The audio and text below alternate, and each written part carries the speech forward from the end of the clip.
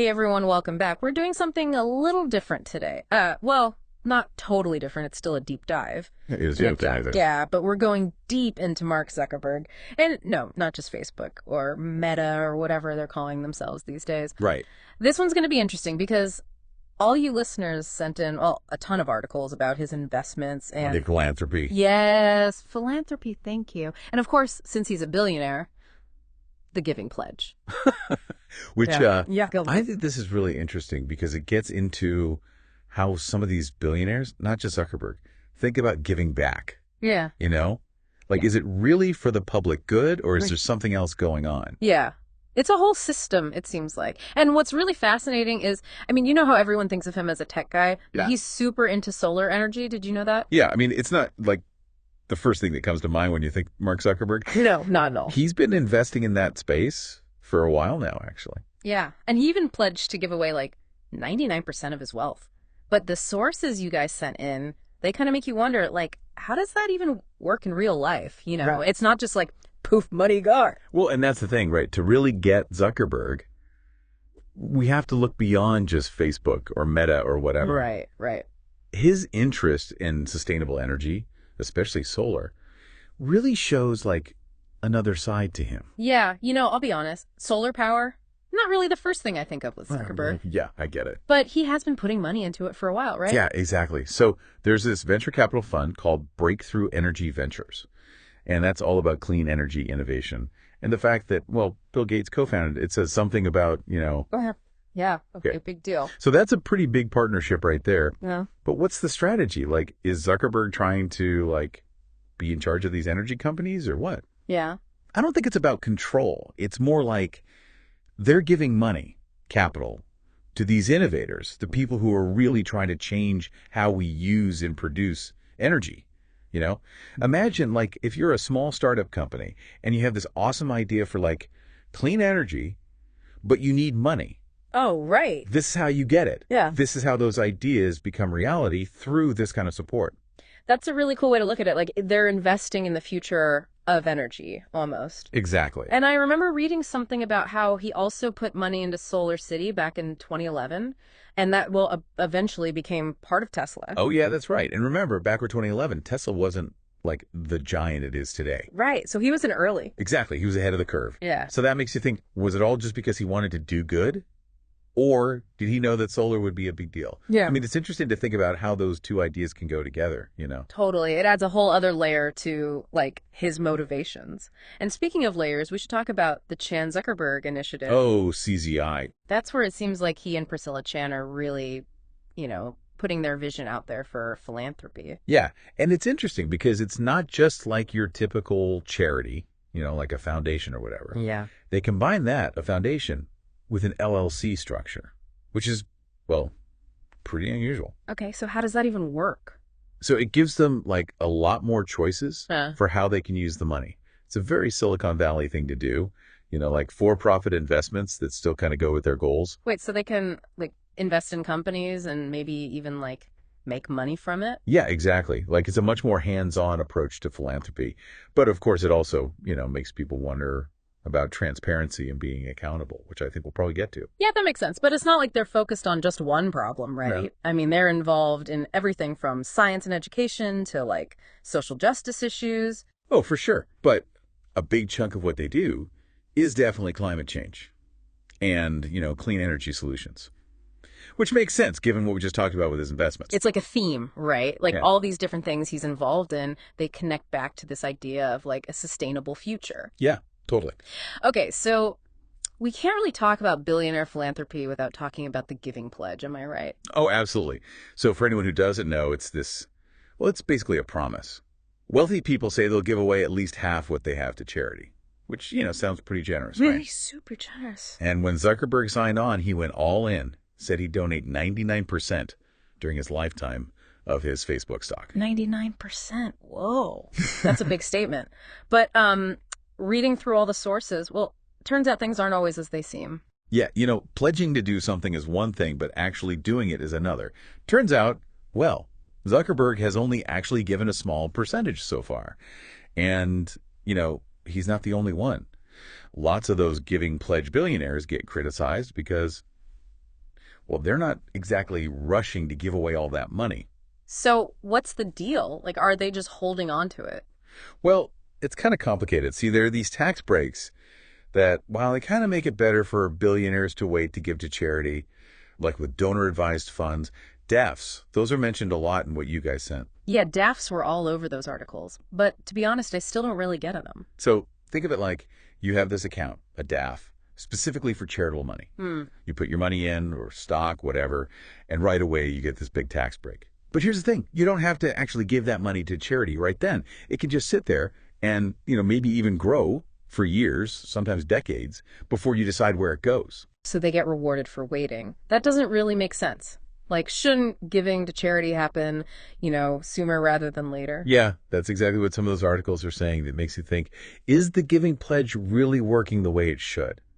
Is it just a way for billionaires to look good, without actually making a difference right now? It's a lot more complicated than I thought, that's for sure. I mean, this whole deep dive is already making me think about things I hadn't really considered before. Yeah, and it gets even trickier when you start looking at what billionaires actually choose to give money to. You'd think, they'd want to help everyone, do good, all that. Right. But sometimes it can be more about, well, more like a strategy. Especially when you're dealing with that much money. Wait, strategy? You mean it's not just about wanting to help? Take, for example, Paul Allen, the Microsoft guy. Yeah. He spent $250 million on a museum for Jimi Hendrix. Yeah. And then there's Peter Brandt. He owns all these newspapers. But he used his foundation money to build this art study center, mostly for his own art collection. Okay, so a rock and roll museum and a private art gallery. Not exactly solving world hunger or anything. Exactly. So it makes you wonder, are these billionaires just funding their own hobbies, basically? Yeah, and I mean, it's great that they love music and art, but it makes you think about bias and stuff. Yeah. Even when you're doing something charitable, there can be this underlying thing, maybe to be more influential, like donating to a big university that gets your name on a building. You get invited to fancy parties, Right, and let's be real, the tax breaks help too. It's almost like, well, are regular people through taxes paying for these things, even if it's not really helping, the big problems? Yeah, it's a really good point. It makes you think about is it really fair? So how does Zuckerberg fit in with all of this? I mean, we've seen he's into clean energy, he signed the Giving Pledge, but how does he compare to other Silicon Valley philanthropists? Well, Silicon Valley is, it's its own world. Philanthropy there is very techy. They really believe in technology as the answer to all the world's problems. Right, yeah. But doesn't that also make it harder to know what's really going on? With all the money and stuff. Yeah, for sure. There's not always a ton of transparency. So are these billionaires really just trying to help, or are they just trying to make their businesses bigger? That's kind of a scary thought, honestly. Yeah. I mean, it's important to ask these questions, especially with someone like Zuckerberg. Remember FWD.US, the lobbying group? Yeah, he's involved with that, right? Yeah. And they're always pushing for laws that, help the tech industry, on immigration or education. But is that really philanthropy then, or is that just politics? It's blurry, right? And that's kind of what this whole deep dive is about. There are no easy answers. I'm glad we're doing this, though. It's making my brain hurt a little bit, but in a good way, Yeah. It's important to think about these things. This whole thing about philanthropy, it's really about how much power and influence these super rich people have and, what that means for everyone else. Okay, wow, we've covered a lot already. We talked about Zuckerberg's obsession with clean energy, the Giving Pledge, and how CZI is set up all weird. And don't forget about the possible conflicts of interest. Right, but there's still so much more to unpack. So let's get into the specifics of what Zuckerberg's philanthropy actually looks like on the ground in part 2. Be right back. Okay, so before we really get into the details of all the stuff Zuckerberg's doing with his philanthropy, I think it's important to remember he's still a businessman. Yeah, right. He didn't just walk away from Facebook. Right, exactly. Or Meta. I mean, I can never keep up. Yeah, me neither. But the point is, he's still very much in that world, running one of the most powerful companies out there. Totally. Yeah. So how does that work with his philanthropy? I mean, did those two things ever clash? The articles hinted at some potential conflicts of interest. Oh yeah, for sure. And one thing that comes up a lot is, those DAFs we talked about, the donor advised funds. Right. The They DAP. give you these huge tax breaks, which is great and all, but they can also be kind of, tricky, especially when you're trying to figure out where the line is between philanthropy and business, Yeah. you know? Okay, yeah, we talked about how DAFs can be used to like delay giving and maybe even like make more money, but I'm still a little fuzzy on how they could be used for like business stuff in a way that's not really, charitable. Okay, so imagine this. Zuckerberg wants to invest in some new tech startup. Let's say it, seems like it fits with CZI's goals, but it's also a company that could like really help Meta, his own company. Oh, I see. So he could use his DAF to give money to, say, a nonprofit. And then that nonprofit invests in the startup. Oh, that's sneaky. Well, I mean, it's not illegal or anything. He gets a tax break, supports a cause he likes, and maybe down the line, Meta benefits too if the startup becomes a big deal. So it's like a win-win-win for him. Pretty much. Yeah. But it does make you wonder, right? Like, what's the real reason for giving the money? Is it really about helping, or is it more about strategy and business? Yeah, that brings us back to all those ethical questions we were talking about before. Exactly. It's not always black and white, Yeah. especially when you're talking about, billions of dollars. Philanthropy at that level, it gets really messy sometimes. It definitely makes me think twice about like what it means to be a philanthropist, especially when you have that much money. Yeah, it's a lot more complicated than, just writing a check. So let's switch gears a bit and talk about what Zuckerberg's actually done with his giving. I mean, the articles mentioned that CZI, even with all the like slow giving and stuff, has already made a difference. What are some of the things they've focused on? Well, one big thing is their work on that COVID-19 tracking tool. Remember that? They gave money to researchers who, developed that tool, which was super important for understanding how the virus was spreading. Right. They've also put a lot of money into education, especially STEM stuff. They're really into personalized learning tools, trying to like make education better for everyone. Okay, so they're focused on like science and tech in education. Exactly. They want to make sure everyone has access to those fields. That's pretty cool. And I know they're also doing stuff with like housing, criminal justice, and of course, climate change. Oh, yeah, for sure. They've got a pretty diverse portfolio of causes they support. It's not just one thing. It seems like they're really trying to make a difference in a lot of areas. Yeah, but remember, the way CZI is set up, it gives them a lot of freedom, more than like your typical charity. Right, because of that whole LLC thing. Exactly. So they can invest in companies, get involved in politics, all that stuff. It's a very different way of doing things. So more freedom, but maybe less, like oversight. Yeah, that's the trade-off. Some people criticize them for that. They say it's not transparent enough. Yeah, that makes sense. But to be fair, Zuckerberg and Shan have said publicly that they're going to stick to their giving pledge. Yeah, they've said they're in it for the long haul. So maybe they're just doing things differently. Right. It's a different approach, for sure. Okay, so we've talked about clean energy, the giving pledge, how CZI works, and, all the potential problems. But there's one more thing that really stuck out to me from the articles, his politics. Ah, yes, the political side of things. Can't forget that. Remember FWD.US, the lobbying group we talked about? Yeah, the one Zuckerberg's involved in. Yeah, they're always pushing for changes to laws, especially ones that, benefit the tech industry, like immigration and education stuff. Right, but that's where it gets tricky, doesn't it? Like, is that philanthropy? Or is that just trying to, like, get more power for yourself? Yeah, it's a blurry line, and it makes you think, who's really benefiting from all this? Is it society as a whole, or is it just, the people who are already rich and powerful?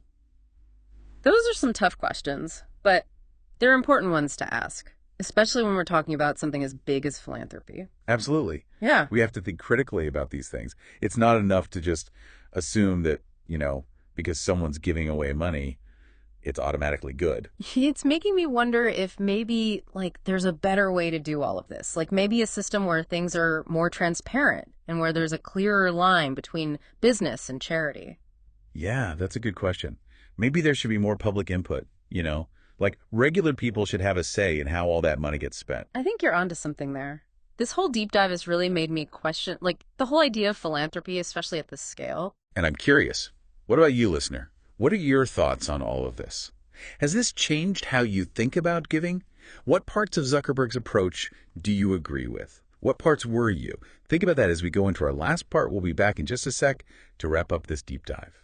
Okay, so we're back and ready to, like, wrap up this whole deep dive into Mark Zuckerberg's philanthropy. Wow, we went deep, didn't we? Yeah, no kidding. Yeah. We started with those clean energy investments, then went through like all the Giving Pledge stuff Yeah. and how CZI, that's the Chan Zuckerberg initiative, is structured so differently. Then we got into the politics of it all. It's a lot to process. It is. And it's not just like facts and figures, Yeah. We really got into some like deep questions. Like how much power do these billionaire philanthropists have? And should there be like more transparency? Yeah, that's the core of it, right? Yeah. I mean, when you're talking about that much money, you have to ask, is this really about helping everyone? Or is it more about, the people in charge staying in charge? The sources we've been looking at, they definitely point to how like even when the intentions are good, things can get really messy. Philanthropy, even on this massive scale, it's not like a magic wand you can wave to fix everything. And sometimes, even if you're trying to do good, you can accidentally make things worse, especially if you're not paying attention to, like, the bigger picture. So where does that leave, regular people? Like we don't have billions to give away, so does this make us like cynical about giving or does it make us want to find new ways to help? That's a really good question. And I don't think there's one right answer. But for me, understanding how complicated all of this is actually makes me want to be a better giver, no matter how much or how little I can give. Right. Like it makes you think more carefully about like where your money is going. Are those organizations really doing good work? Do they share your values? Maybe this deep dive inspires some people to support smaller organizations, the ones working right in their communities. Those groups are often doing amazing work, but they don't always get the attention or the funding from big philanthropy. Yeah. Or maybe it makes people want to get more involved in politics, pushing for laws and policies that make things fair for everyone. For me, it all boils down to this. Philanthropy isn't just about writing checks.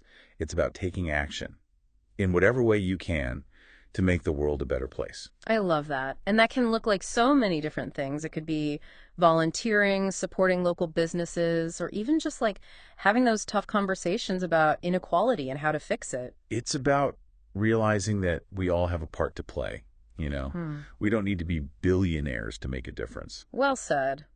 Wow, this has been a really thought-provoking deep dive. Thanks for joining me on this journey. It's been my pleasure. And to all of you listening, we hope you've learned something new today. Knowledge is power, right? Absolutely. The more we understand about how things work, the better we can be at, making a positive impact no matter how we choose to do it. And who knows, maybe you'll even be inspired to do some research of your own. Check out other philanthropists, or maybe think about how you give back to the causes you care about. Yeah. Thanks for joining us on the deep dive. Until next time.